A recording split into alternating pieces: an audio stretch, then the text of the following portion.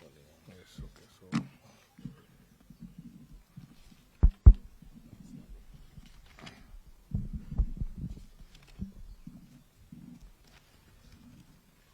Good afternoon, everyone. Amujibu.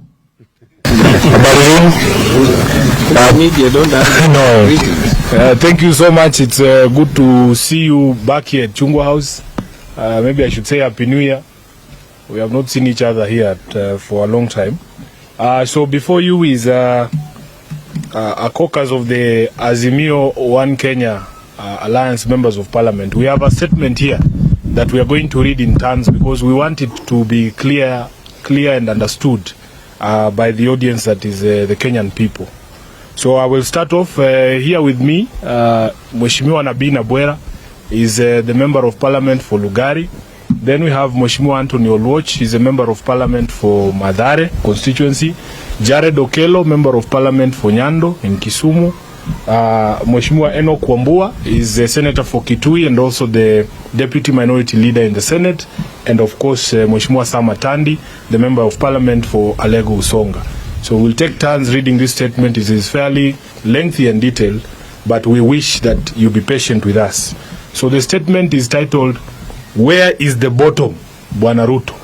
Where is the bottom?"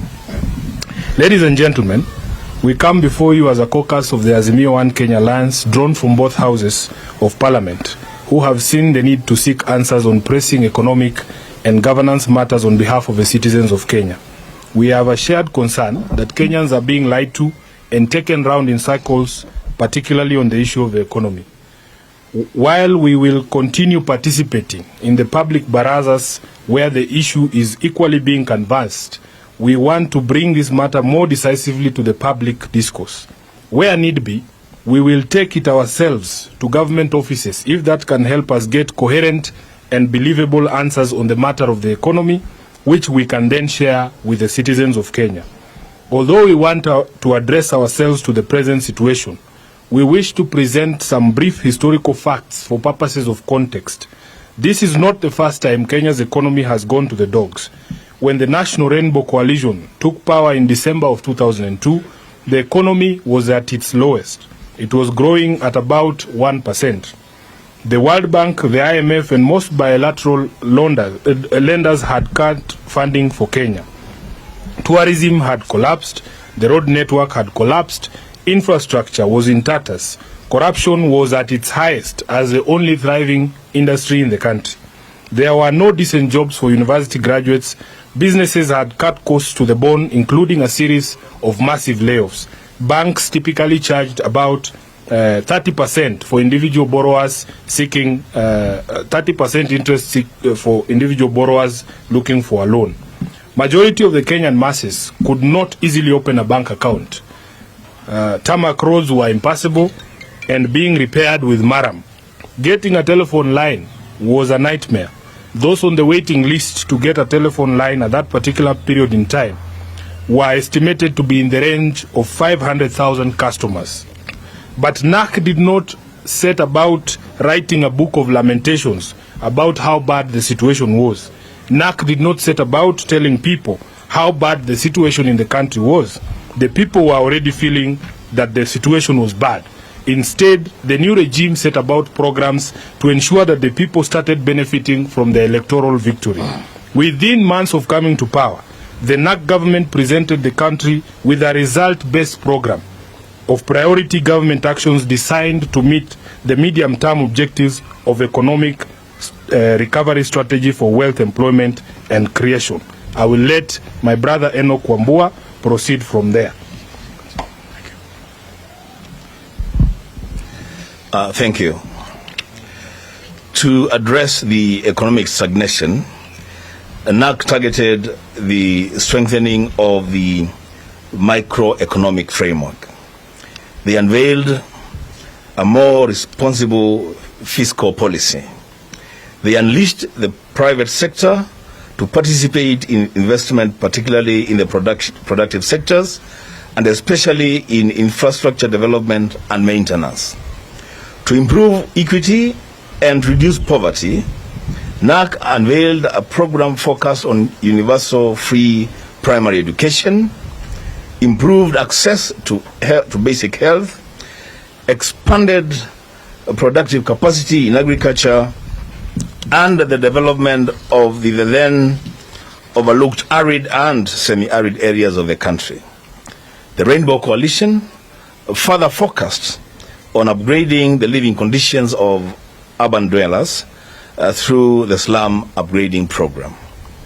To enhance governance, Rainbow embarked on far-reaching reform of the judiciary, a strengthening of the rule of law and security, improvement in the prisons, police, and implementing reforms in public administration. The Rainbow Coalition shared with the country and the international community a well-spelled out plan to ensure its program could be funded in a sustainable manner. At some stage, the economic recovery strategy investment activities were revised and reprioritized, and the implementation cost brought down from Kenya shillings 706 billion as originally indicated to Kenya shillings 340 billion. The program that Rainbow presented to the country spelled out priority programs, identified key activities within each program, provided budgetary estimates and financing gaps within the overall resource envelope, laid out the implementation timetable, and committed to a set of monitorable targets. A prioritization workshop was held where all the activities in the logical framework of the program were prioritized in line with the sector objectives. The Rapid Result Initiative was launched. It is these sets of government organization that quickly made Kenyans be polled as the most optimistic people in the world upon the arrival of the NAC administration. Within the first 3 months, NAC's promise of free national primary education had taken off. Prison reforms had taken off. Anti-corruption measures were in place. Reforms to the judiciary were in place. A code of ethics for public service was in place. By the end of 2003, an economy that was growing at less than 1% had picked up to 1.3%. By 2004, the economy grew by about 4.3%, then shot up to 5.8% in 2005. I'll let my colleague continue from there. I thank you. Without much coercion and drama, the Kenya Revenue Authority began to report a significant increase in tax collection. A prolonged era of low interest rates followed, allowing Kenyans to get bank loans and change their lives. For the cabinet, former President Kibaki assembled an impressive team of reformers who had the ability to turn around the economy and the institutions that had suffered as a result of neglect and corruption. Let's end the history there and turn to the present situation. There is no doubt the economy is in bad shape, but there is also no doubt that it is not worse than what the Rainbow Coalition inherited in 2002 and turned around in a matter of months. Today, months after Kenya Kwanza came to power, day in, day out, we are bombarded how badly things were when the Kenya Kwanza regime took over. William Ruto never tires of telling us how President Uhuru Kenyatta ruined the economy and ruined the country. It does not seem to matter that Ruto was deputy president that entire period. It doesn't seem to occur to him that he found the State House budget pegged at 4 billion shillings, which he increased to 9 billion shillings ostensibly for tea and mandazi. He has introduced offices hitherto unheard of in public service, including prayer warriors called intercessors, office of the first daughter, and office of the spouse of the Prime Cabinet Secretary. Rigathi Gachagua keeps threatening to name officials in Uhuru Kenyatta's government who looted the country. After campaigning on a promise that they would stop the borrowing spree, the Ruto regime is on even a worse borrowing spree. Last Saturday, it was reported that Ruto is seeking 7.6 billion in loans from 76.6 billion in loans from foreign banks. Kenya's public debt hit 9.145 trillion in December, against the allowed limit of 10 trillion shillings, leaving President Ruto's administration with little room to borrow. The shilling is officially exchanging at all-time low of about 127 shillings to the dollar, translating to over 24% depreciation since March 2020. But many banks and foreign exchange bureaus are quoting as high as 137 shillings as the dollar becomes scarce. We do not pay cabinet secretaries or principal secretaries to tell us how bad things are. Kenyans know that already. We do not pay government to tell us where and how things went wrong and who is responsible. We do not pay this administration to supply us with morticians, deniers, and revisionists, which is what we seem to have every day. Honorable Watch, in January. In January,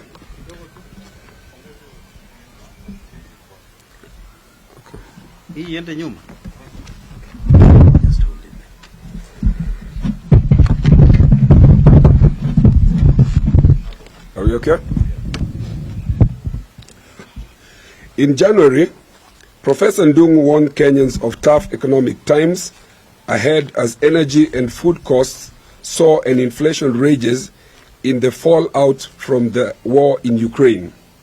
During campaign, Ruto said Ukraine war had no effect on Kenya. On Tuesday, Nation quoted Njuguna Ndungu once again saying, "From all the things we have analyzed, 2023 is not looking good. There are clear signals that it's going to be a tough year and that the global economy is one example in terms of where we are going."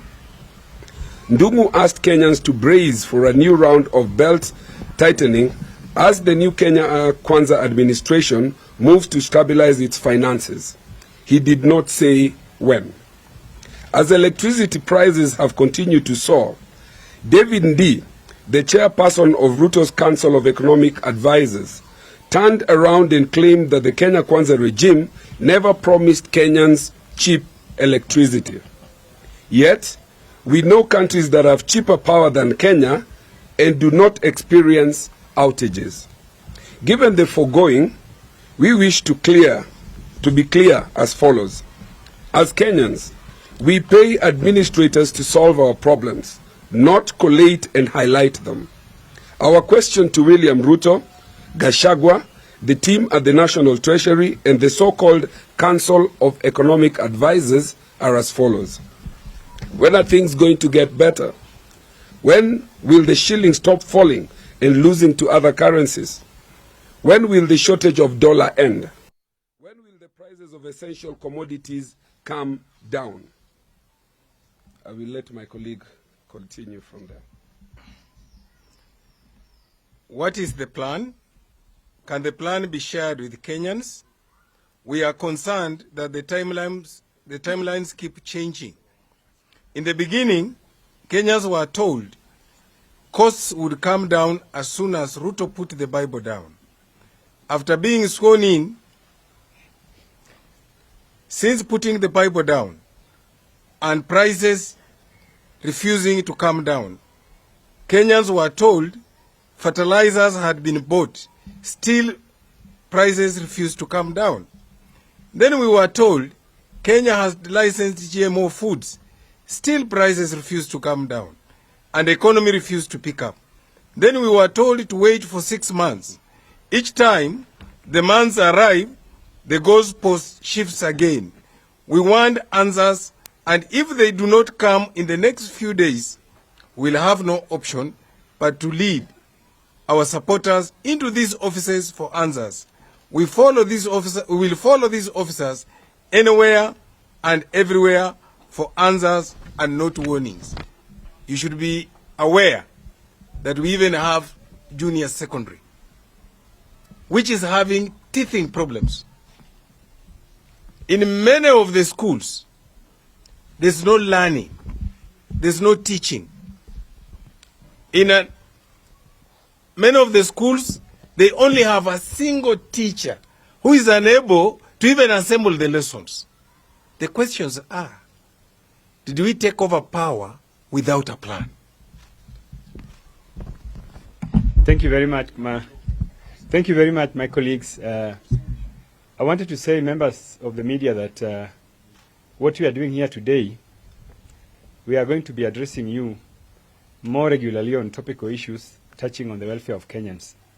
And we are going to be doing this from here, Orange House, and also from the offices of our member, Azimio, One Kenya coalition political parties. But basically, just to add on the statements that have been read, is to say that from policy, regulatory, and legislative point of view, that there is nothing, there is absolutely nothing that is going on in this government. Zero. We have just gone through supplementary estimates in Parliament, and I know most of you have the details. There was nothing in that supplementary budget that pointed out to the direction of a government that is trying to lift Kenyans from bottom to up. Again, we are going through budget policy statement right now. Again, in that document, there's zero. There's nothing pointing to the direction that there's a government that is keen on improving the welfare of Kenyans in the areas that they cite in churches. So what we are saying, what we are telling Kenyans, is that we are worse off. We have never been worse off the way we are worse off today. And therefore, our message is that we are not going to wait, and Kenyans should not wait. We are tired, and we have to take the responsibility of taking care of ourselves as Kenyans. And lastly, before you bring up your questions, you know, there's this debate that is going on in the country about the expenditures of the previous regime and the expenditure and how they were occasioned and how they happened.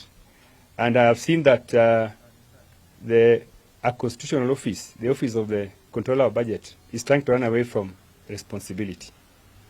And I think this is dangerous because that office was given the mandate of the independence mandate. That office was not supposed to be managed by anybody. In fact, Kenyans put faith in that office to help us check the excesses of our government. Therefore, I want to urge the Controller of Budget that you have to take responsibility for those expenditures, because we are not going to allow you to say that you are forced. You have the tenure of office and independence of the office, so you have to take responsibility. Secondly, the misuse or use of Article 223 in the Constitution is not something which is isolated.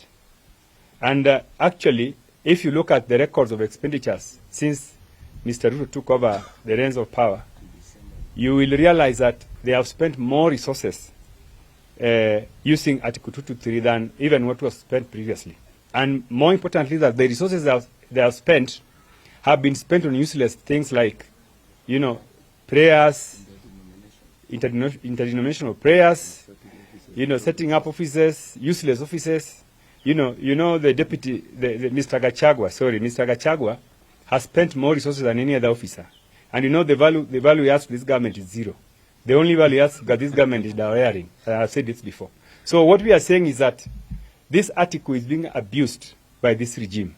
And they cannot turn around and say that it is the previous regime. In fact, the previous regime, the items listed are actually developmental items. Monies were spent on essential services that actually were benefiting Kenyans at that particular time. Thank you very much. Do you have questions? Aya, asante sana. Tuchukue maswali tafadhali. Yes, Luke. Yes, I have one question, not very much related to... Please, let's start with the ones that are related to the statement, then we will come to yours. I know Maybe you can take note and then you answer it yes, later. yeah, just let the others ask and then we'll take yours. I know what you want to ask me. Any other person? Gatete? That means the statement was comprehensive. People don't have any questions. I like that. Bwana SG, Yes. Gatete from Citizen. Yes, A Gatete. question. You have not given us the timelines. You're just saying if the government does not do this within a few days, we are going to mobilize our supporters to go to these offices. These answers are urgent, Gatete. We have said that the government needs to come out and tell us and tell Kenyans that they have a plan for any of these things that we are addressing. We are tired of people, over-articulating the problem. As we have said, we have seen previous governments that arrived that were prepared on day one to tackle the problems of Kenyans. These matters cannot wait any longer because we represent people here in Nairobi, across the country. Kenyans are suffering. All they want to know is a plan. And every time we are told, 6 months, 1 year, and the goalposts keep shifting. What we are saying is, if we as the representatives of the people have been unable to extract a plan from these people, from the so-called government of Kenya Kwanza, we will take our people to Professor Ndungu's office so that he can explain to Kenyans what the plan is in terms of economic recovery. We don't want people to continue threatening to name individuals who have looted Kenyan money. If you have the names, call a press conference like this and tell Sifuna took 10 million. We have sent the details to the DCI and to the ESCC, the accountability agencies. Let them do the investigations because even Kenyans want to know. But we cannot have a government of lamentations. They don't have any plan. Every time they come, they tell us about the previous regime. The Kenya Kwanza administration, if it is an administration, must now start accounting for its time. For its time, for the time that you've been in office up to today. We have shown you by way of examples what the NAC government did in a matter of months. These characters who impose themselves on Kenyans, they have no plan. That's what we are saying. And maybe to add on that, Gatete, maybe to add on that. No, this issue of Kenyans being reminded all the time that somebody took money, somebody did what they did. As you pursue that line, which is okay. If somebody stole money, then go for those people. But as you do that, tell us what you're doing with the money that you're collecting now. Because you're collecting money now. Yeah, you're collecting money now. When you came into power, by whichever means you did, the previous government had subsidies for basic commodities. You lifted those subsidies. What are you doing with that money? We need to see you doing something, not always complaining. Thank you. Okay, any other question? Mheshimiwa, when Mheshimiwa was talking about the control of budget, I had Mheshimiwa Oluoch calling for her resignation. Maybe he can clarify that. We will address matters in the statement first. There are no more questions. Can we come to... SG, very quickly. John from KBC. Yes, John. Once again, timelines. You've said few days. What are we looking at when we talk about days? You are aware that there are various programs that are going to be announced by the coalition. Part of that program will be announced tomorrow. Right. Yes. Look, now I think we are done with the statement. Let's hear yours. I'm sure ni mambo ya maandamano. Yes, maybe what Kenyans are expecting, because the 14-day ultimatum is lapsing tonight, what should Kenyans expect tomorrow? Yes, we were with Baba at the Senate yesterday, and he spoke to the media and told you to be patient. There will be a media address similar to this one tomorrow to set out the next course of action that we will be taking as a coalition. So I believe that's the end of it. Now this one, Vincent Odur from NTV. Yes, Vincent. We know the deadline is elapsing to today midnight, and yesterday there were reports that an emissary was sent by President Ruto to try and set up a meeting with the former President Uhuru Kenyatta, and the former president flatly refused, and they used his cousin Kungu. I don't know if where are you getting that, because I don't think any one of us here is aware of what you are discussing. It was an exclusive information that I had. I don't know if you guys are aware of, or in fairness to us, allow us to answer things that are within our knowledge. But from that point of view, are you, Vincent? Is there anything coming from the other side with regards to the deadline? Vincent, we will be speaking to the country tomorrow as the Azimio coalition upon expiry of the deadline to set out the next course of action. Is there any other question? Yes. No, it's okay. We can go the whole day if they want. Thank you. There's no coalition which when you won an election, some of your members, we are seeing them going to State House, and there is an allegation some of the money they are paid is the money which is coming from the external. What's your take on that, and what are you going to do with that? Because if that's true, then the petrol is just within the coalition. We will discuss that matter at another opportunity. I have told you we are back at Chungwa House. We will be giving briefs of meetings of the party, the coalition, at regular intervals, and I'm sure these matters will be addressed. For now, Kenyans want to know if this government has a plan to reduce the price of unga at least to the 100 shillings that Uhuru left. Hapo ndio tuko. Asanteni sana. Mungu awabariki. Thank you.